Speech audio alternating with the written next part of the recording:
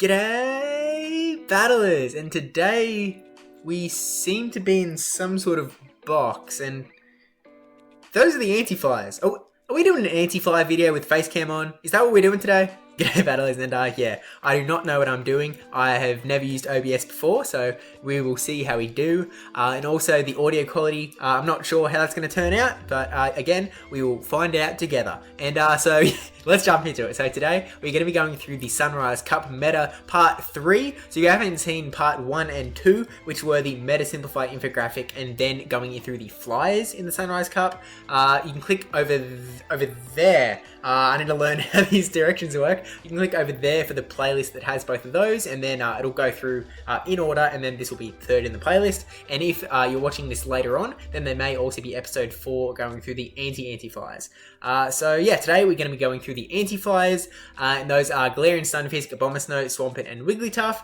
And first here we've got the Flyers on the screen, and we have gone through those already before, so we'll kind of go through this a little bit quickly, and then we'll go more in depth against the Anti-Fliers and the Anti-Anti-Fliers. But before we get into that, don't forget to subscribe. I should probably rig up some sort of subscribe thing going on here, but I haven't, so maybe in the future if we keep doing this sort of face cam on sort of deal.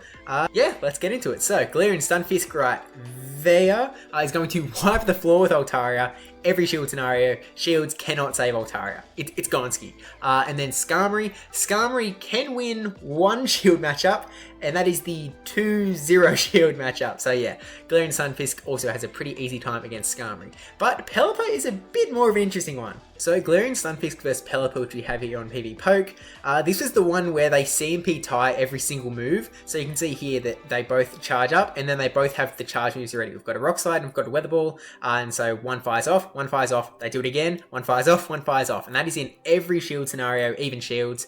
And basically Pelipper has a higher attack stat here, as opposed to the Galarian Stunfisks, and even if you maximize it for attack or anything, Pelipper is just going to have a higher attack. So if the game works, Pelipper should get its charge moves off first and win that matchup every time, but it's only going to take one extra mud shot from Galarian Stunfisk to be able to clean up and get that last Rock Slide off. So yeah, don't switch in Pelippers to Galarian Stunfisk. And yeah, that's right, we got live PvP going on, so we're improving all sorts of things. Shout out to Jiggly for giving me a little bit of inspiration. But Abomasnow versus Altaria, moving on to that Abomasnow now, is going to be able to beat Altaria straight Weather Ball. No funny business, Powder Snows and Weather Balls are just going to add up. And then Skarmory, we're going back to PvPoke. Abomasnow versus Skarmory. So while Skarmory is generally going to win in the 0 and the 2 shield, in the 1 shield, it's not quite so straightforward. So in the just regular standard stats, Skarmory is going to win it, and with a kind of comfortable margin, 6 turns needed to flip it in Abomasnow's favour. If we make Skarmory an attack-weighted Skarmory, maximize that and re-battle, we're going to see Abomasnow coming on top with one single move. Skarmory has that Sky Attack ready, so basically it could flip depending on IVs. You might want to keep that Skarmory close to the ground as far as IVs are concerned, but as we went over it in the last video, there's maybe reason that you might want the other way as well, so just something to consider. And then Pelipper was a one-hit KO if it lands the Hurricane. That's doing 154 damage. Abomasnow doesn't have that much, so yeah, if you can land the Hurricane, it wins, but the straight Weather Ball, if we take Hurricane off, it is going to be able to win in some shield scenarios, so see it barely wins in that 1 shield scenario, and then down here it's also going to win in the 0, but it's not going to win in the 2, so you do want to land that Hurricane if you can as the Pelipper. That's the deal. But as Abomasnow, don't get hit by a Hurricane. And then back over here, Swampert is going to lose to Altaria in all shield scenarios, except technically the 2-0 if Swampert has 2 shields to Altaria's none, where it's technically a tie. So Swampert is not good against Altaria is the bottom line. Skarmory, it has a little bit more play. So Swampert is generally going to win, but Skarmory is also generally going to go down with the Sky Attack ready, that in this instance isn't quite enough to take out the Swampert, but IVs, it can flip that like couple of HP one way or the other. So it's a bit of another airy-fairy sort of, you don't want to swap a Swampert into a Skarmory, because it could get that Sky Attack off. And then Swampert is going to lose pretty hard to Pelipper. Pelipper can actually go straight Weather Ball, which was kind of insane to me, but I guess Swampert can't really do too much to Pelipper anyway. And then moving on to Wigglytuff down the bottom, it is going to melt Altaria away, even more than Galarian Stunfisk could. Charm just does so much. And Skarmory is the reverse. Skarmory has Steel typing. Steel typing does not care about Charm, so Skarmory is going to pretty hard win Wigglytuff. And then against Pelipper, Wigglytuff can win as long as it has 1 shield. And Pelipper only has to go double weather ball to win in that 0 shield. Just before we move on, Steve from the future here in a new shirt and at daytime. We didn't actually compare them, like we went through each of the matchups, but we didn't compare them like together as the Anti-Fliers, so just quickly doing that, and also you'll see this later in the video as well. But Galarian Stunfisk is like the primo anti-flyer. It beats Altaria, it beats Skarmory. Pelipper was that one that like the one mudshot advantage would flip all of the matchups. So it's kind of pretty good for Stunfisk, and you can see none of the other ones are beating all of the flyers anyway. So it's pretty good. Then Abomasnow does like hard beat Altaria, but it doesn't beat Skarmory or Pelipper, and you can't really expect too much from Abomasnow in this category because again, he was that one that isn't really an anti-flyer. This is just kind of where he was slotted in. He kind of has coverage across the whole meta. Then Swampert, a little bit disappointing as the anti-flyer there, so maybe not a great anti-flyer, only really winning against Skarmory. Altaria was really bad, Pelipper wasn't good either. And then Wigglytuff, really good against Altaria, really pretty good against Pelipper, and then Skarmory, it's got the steel typing, so you'll probably have more than one anti-flyer in your team, so you can kind of mix and match a bit for coverage. But we'll go over the other two groups first, and then I'll kind of get a full idea of what the anti-flyers can do. So, yeah, back to your regularly scheduled program. So that's the flyers. Let's get on to some new material. Cool scene transition. I don't have any transitions. Whoa, that was a cool, crazy transition, wasn't it, guys? But now we are up against the anti-flyers, so the anti-fly coverage. So we do have that diagonal line down the middle there. We're going to figure out these directions one day, but we have the diagonal line there, and that is just the mirror matches, could go one way or the other, depending on landing bait moves, landing whatever, having a little bit of extra energy, whatever. So straight away, Galarian Stunfisk versus Abomasnow is a pretty complicated one. So here in the 1 shields, just straight away, Stunfisk is going to win, but by only 3 turns. So Abomasnow only needs to get to this energy ball to KO this Stunfisk, which, it's one quick move and then throwing it away from getting that off. But that's not where it ends, because then if we make both of these guys attack weighted, now it's Abomasnow winning by 3 turns. So yeah, IVs can kind of swing both ways. You don't want an attack weighted Stunfisk, which I know a lot of people might have because when it first came out, there are a lot of talk about Registeel breakpoints. So maybe just check to see how your Stunfisk is going to hold up against Abomasnow. But it doesn't actually kind of end there, because if we go to the 2 shield, Abomasnow is going to win by 5 turns if it's attack weighted, but if we make it back to the default IVs and hit battle again, Abomasnow is winning by 1 turn now, so you have no idea what's going on. The 0 shield's nice though, Stunfisk wins it pretty handily, so there's that, but the hits do not stop coming there for Stunfisk, because as you can see up against Swampert here, Swampert is only winning by 2 turns. How much health does Swampert have here? 2. How much damage does one single mudshot do? 3. So yeah, this could also go either way. Now this is where IVs come back into it again. An attack weighted Swampert is going to lose to almost all IV Stunfisks except for the attack weighted IV Stunfisk. So here we made it a Swampert attack weighted, Stunfisk is winning. But if we now make Galarian Stunfisk attack weighted and we do the battle again, we can see that Swampert is now winning, and winning by like a hefty margin. Look at all of that. Swampert is hard winning that. That's Swampert's. So again, attack Stunfisk, maybe not the best, although in saying that, attack Stunfisk does kind of do well against high rank Swamperts. So maybe just use any IVs. So yeah, we have the yellow circle for the Abomasnow there, because it was so dependent all over the place, IVs and whatnot. Swampert was a pretty hard loss, but Stunfisk can technically get some wins up against attack Swampert, unless it is attack Stunfisk. And then Wigglytuff is actually a pretty easy win for the Stunfisk. Again, it's got the steel typing, just like Skarmory before, so yeah, steel, good against Fairy. So moving on to Abomasnow now, Galarian Stunfisk, we just went over it, it is an absolute IV mess, could go either way really in reality. So onto Swampert, you would think that Swampert is kind of like a hard win, just because you've got Energy Ball, but you have to remember that Swampert has Sludge Wave, so welcome back to IV Superland. In the 0 and 2 shield at least, it's actually pretty straightforward. Abomasnow is going to be able to get to the Energy Ball before Swampert can get to the Sludge Wave.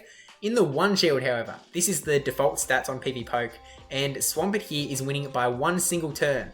the energy ball is ready from the Abomasnow. It just isn't able to throw it before the Sludge Wave comes. So one single Powder Snow advantage and your Swampert is out of there. But it's not that simple because it is a CMP tie. So that means that whichever Pokemon has a higher attack stat's going to get that off first. And if we look over here, Abomasnow has 118.5 with the default stats and Swampert has 124. Now these are pretty close. So if we make an attack weighted Abomasnow here, what does that attack go to? 126.3. And so what happens if we hit battle here? There's Abomasnow coming out on top, getting the energy ball off first. So this can be counteracted by an attack weighted Swampert because it's gonna like leapfrog that attack back over. So Swampert can get higher, and actually because of that, Swampert is generally going to have a higher attack stat. But you can kind of, you know, make that high attack stat Abomasnow to beat out the Swamperts. There is so much IV stuff going on here. It is kind of insane. But I'm going to recap at the end kind of all of the IV stuff that we went over. So just kind of keep it in your mind, kind of understand what's going on, but we will recap at the end of the video. I wish I could tell you that Abomasnow vs Wigglytuff had no IVs going on, but that would be a lie. Here we have standard Abomasnow vs standard Wigglytuff, and Wigglytuff wins by 1 turn. This Weather Ball is ready to go. So all that Abomasnow needs to do is hang on just that little bit longer. So if we make a high rank Abomasnow, like, you know, really high rank, so, you know, the rank 1 Abomasnow here, and battle it again, now Abomasnow is winning by 6 turns because it is taking 1 less damage from Charm. Before it was taking 14 damage, now it's taking 13 damage. So because of that, it's able to hang on enough to get that Weather Ball off. Oh man, this is just... yeah, are you tired of IVs yet? Because this is a lot of stuff going on. There is a lot of stuff, but again, you're actually free to come back and like rewatch this video again. So kind of go through once, get an idea of everything, and also, you know, watch it through again. Maybe kind of go through these matchups again, as well as that recap at the end. So, you know, whatever works. I'll have timestamps as well for the Flyer, Anti-Flyer section, and Anti-Anti-Fly. That should have gone the other way for this camera. So we'll have that as well. Just, you know, let me know how this is going. Actually, look, give me some feedback in the comments below. Kind of, is this too much? Is the PvP poke kind of too confusing? Just let me know. But moving on to Swampert now. We went over Stunfisk. Swampert's generally going to win. IVs can change that a bit. Abomasnow, generally a loss. Abomasnow, you know, does have that way to lose to Swampert if Swampert has a really high attack IV and Abomasnow is low.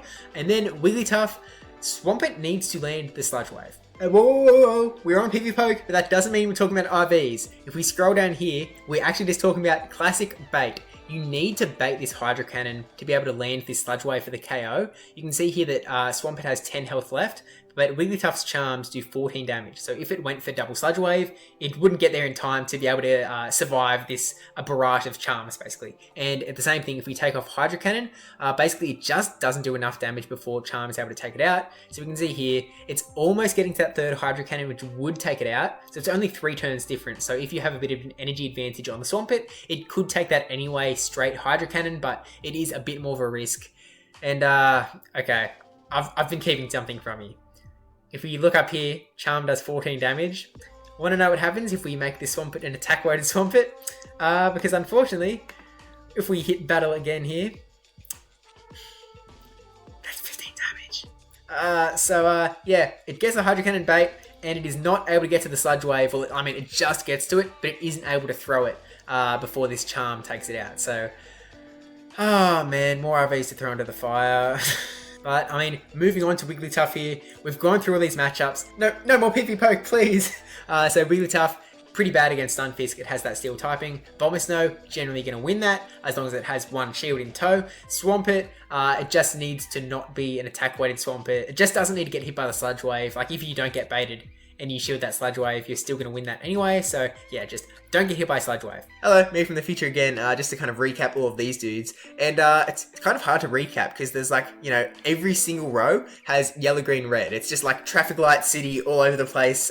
It's very confusing. There were all sorts of IVs going on. So you kind of might have to mix and match your coverage a little bit more. Because if we go down just the columns, 1 Pokemon has the green against Stunfisk, 1 Pokemon has the green against Abomasnow, 1 Pokemon has the green against Swampert, and 1 Pokemon has the green against Wigglytuff, and none of them are the same Pokemon. Like, it's Stunfisk, then Abomasnow, then Swampert, then Wigglytuff for green, green, green, green. So it's gonna be a little bit rough. I think it's gonna, you're gonna have more than one of these, as I said before in the previous recap. I feel like against Stunfisk kind of had the best play though. So like it was okay against Abomasnow. Like that was just an IV thing. Can go either way in a lot of matchups.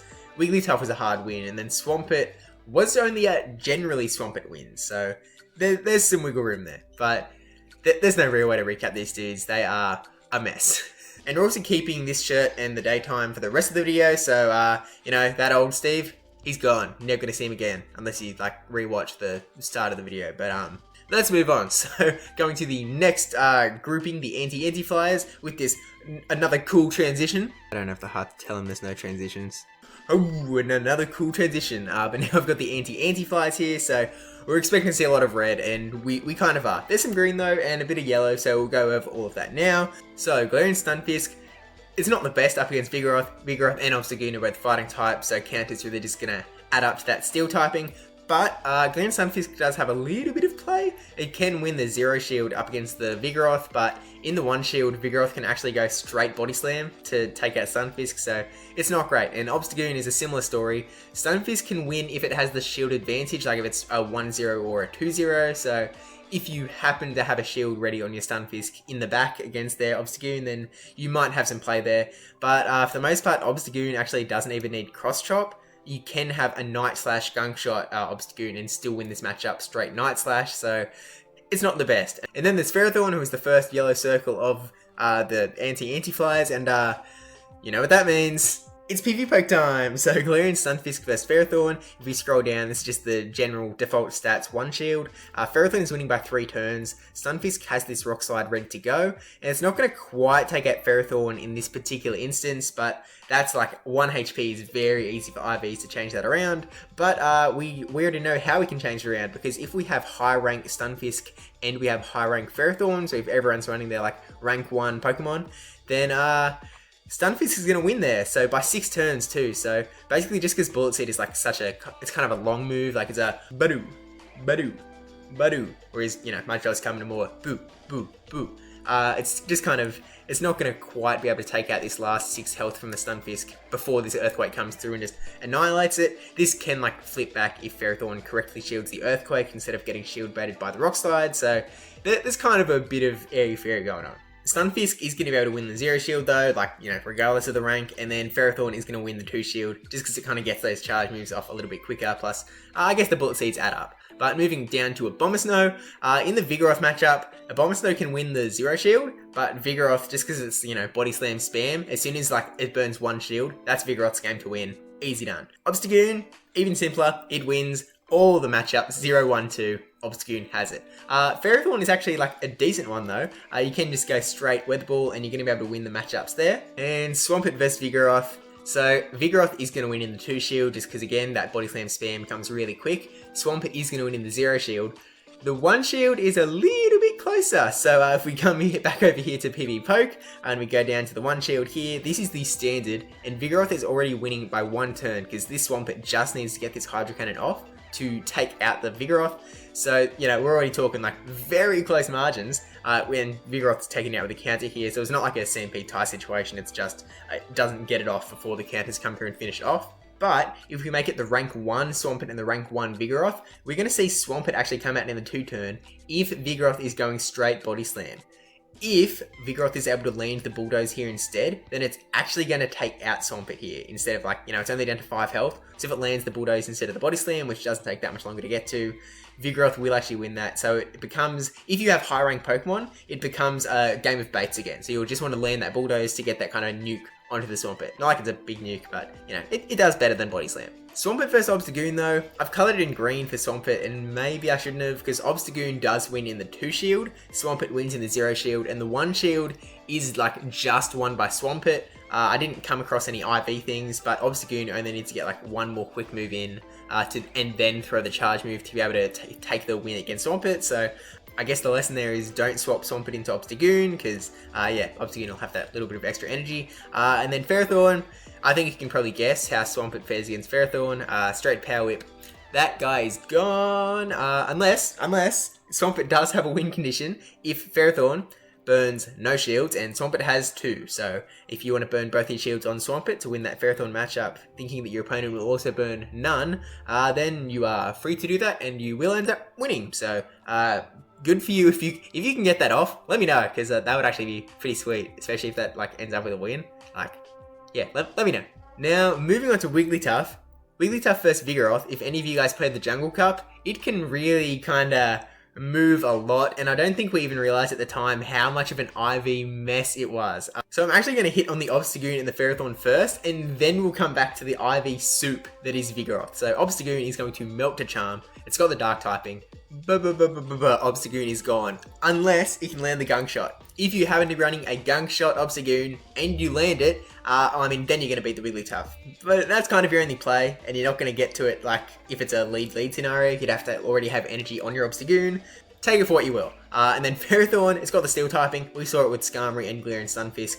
Wigglytuff, not so hot against anything with Steel typing, so yeah, Ferrothorn's able to take that one out.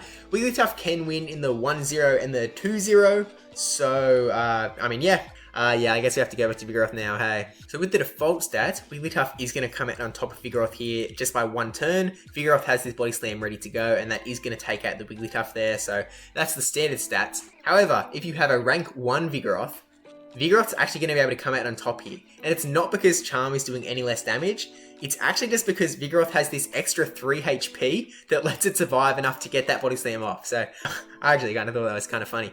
But it actually doesn't even end there, because you can see here that Charm's doing 13 damage and Counter is doing 8.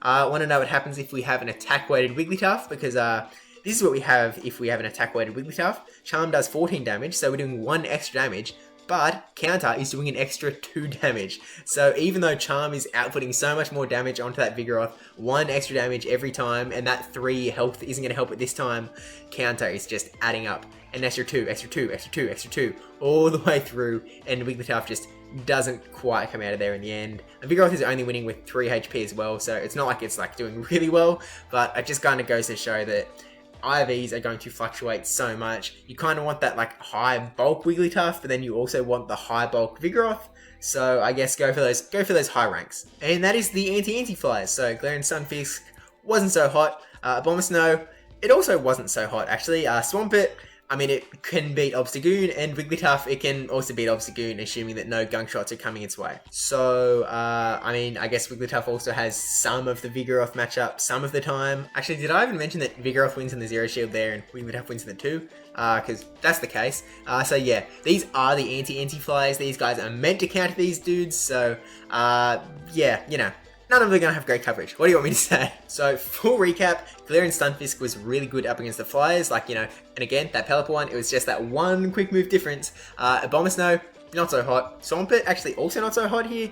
Wigglytuff, pretty good and could maybe pair well with the Galarian Stunfisk. And I did mention I was going to go over IVs. So, attack-weighted Skarmory here is going to lose to the Abomasnow in the 1 shield, and whether the normal Skarmory did not lose that. So yeah, maybe don't have an attack weighted Skarmory. And then the Anti-Fliers, Swampert has that good matchup up against Stunfisk, which is probably going to be pretty helpful seeing as it's such an important Pokemon in this cup. And then it also has an okay time against Wigglytuff because it has Sludge Wave, so Swampert might actually see some play even though it isn't quite strictly an Anti-Flyer. I guess Swampert could have been another one of those ones that was in the Anti-Anti-Fliers, but hey, what can you do? I don't make the rules, I just make the graphics based on the rules that I already set, like in the meta video that I actually already changed a bunch of Pokemon. So, Stunfisk was pretty good as well. Abomasnow was an IV thing, which we'll go over. Swampert was bad. Wigglytuff, again, it was the Steel thing, so I guess Steel types are actually going to be kind of important in this cup. You're going to have at least one of the Steels, whether it's Galarian Stunfisk or Skarmory or the Ferrothorn. You're going to need to have at least one, if not like all 3 on the same team, because they do fit such different roles. They just all happen to cover the Wigglytuff. So maybe that actually doesn't fare well for Wigglytuff in this cup, just because it is kind of hardish countered by so much, whereas even Stunfisk, against as hard counters like Swampert, it even has some play there. So Abomasnow though, it's kind of an interesting one. Again, it doesn't really fit into this mold, so it's not expecting too much. It has an okay time against Stunfisk, which again, we'll go over. Swampert just needs to land the energy ball basically to do like really well, to nuke it out of existence. And then Wigglytuff wasn't so hot. Going through the IVs, I was kind of wondering whether maybe Swampert should actually have the yellow circle as well, because Abomasnow was kind of actually plain and simple now that I think. I think I was confused with Abomasnow, because Abomasnow was just the fact that in the one shield scenario, normally Stunfisk would win, but attack Abomasnow does beat attack Stunfisk in that one shield, and I do think a lot of people are going to have that attack Stunfisk, which is something to be wary of. But Swampert was like a whole nother mess. So Swampert does win with like one single mud shot, but if you had an attack-weighted Swampert, you're going to lose to all Stunfisks except for attack-weighted Stunfisk. But attack-weighted Stunfisk is able to beat okay rank Swamperts. So there's a bit of a, like, you don't know which side to go on. If you have an attack-weighted Stunfisk, you might lose to the attack-weighted Swampert. But if you have an attack-weighted Stunfisk, you're also going to beat the okay rank Swamperts. Really, the lesson is Stunfisk versus Swampert. And Abomasnow vs Swampert was another one where it's a CMP tie. They want to get that charge move off. Swampert generally has the higher attack stat than Abomasnow, but Abomasnow can leapfrog up if it's attack weighted, and Swampert isn't attack weighted, but the attack weighted Swampert can then hop up here. So what I'm hearing is if you have a high attack Swampert, you're going to be better up against Abomasnow, but you're also going to be worse up against Stunfisk, and Stunfisk and Abomasnow are both kind of good in this cup. So distraction, because Swampert is also going to lose to Wigglytuff in the one shield if it's an attack Swampert, because Charm is going to do 1 extra damage. Oh, that just makes it more complicated, doesn't it? Anti-Anti-Fliers, and there are only 2 matchups on here that were IV dependent, and that was the Swampert vs Vigoroth and the Wigglytuff vs Vigoroth. So Swampert vs Vigoroth, that high rank Swampert is able to take out Vigoroth in the one shield, but it has to be like, you know, top of the top, rank 1 kind of deal, like very high rank. Is that another matchup that Swampert needs to like not be attack weighted? I'm wondering if I need to like make a completely separate video about like Swampert and like where you want the IVs to be. Let me know if you'd be interested in that. I'll probably make like part 4 of this series first, and then maybe we'll look at Swampert. Although we also have to look at Mantine, so a lot of stuff to look at. But Wigglytuff vs Vigoroth, with the default stats, Wigglytuff is going to win that. But the 2 ways for Vigoroth to actually win that instead is 1, be a really high ranked Vigoroth, so just have that extra 3 HP to survive, to get a body slam off, to take out the Wigglytuff. Or it can be an attack weighted Wigglytuff that is going to do extra damage with Charm, but is also going to take that extra 2 damage from the counter. So either high rank Vigoroth or attack weighted Wigglytuff, and Vigoroth can win. Otherwise, it's Wigglytuff's game to win in the one shield, and it did have the other ones anyway. So that is my Sunrise Cup Meta Simplified Part 3, looking at the Anti-Fliers. If you're watching this late, Part 4 might already be up, so link in the description for the playlist. I can't like send you over there because you can only put it once in the video, so I already put it at the start for people who got here before they watched the other parts, so yeah, sorry. Description. But yeah, again, this is obviously the first video with this sort of setup, so I mean, let me know how it went. Let me know like if the audio is trash, if the audio is actually better now, if I should like record all audio like this. Just let me know like how this all went. Again, if it was like too fast, too slow, too much info, too condensed. If you wanted more info, just let me know. And I don't have the Patreon images and stuff on here, so I've just had to watch my own YouTube video to like get these images on here. But thank you to my patrons, let's turn on my 458, brajSF, -10, Noel Newman, your work with SqeakyNL, and charizardyong for supporting the channel on Patreon, and also to SadiePoo for the Twitch emote, Ready44 Maze for the 5 cryptid subs, and Oscar for the sub. And this has moved faster than I thought it would. So thank you for watching, and again, I will see you in the next part. Yet to be determined whether I will be here. So, Steve out!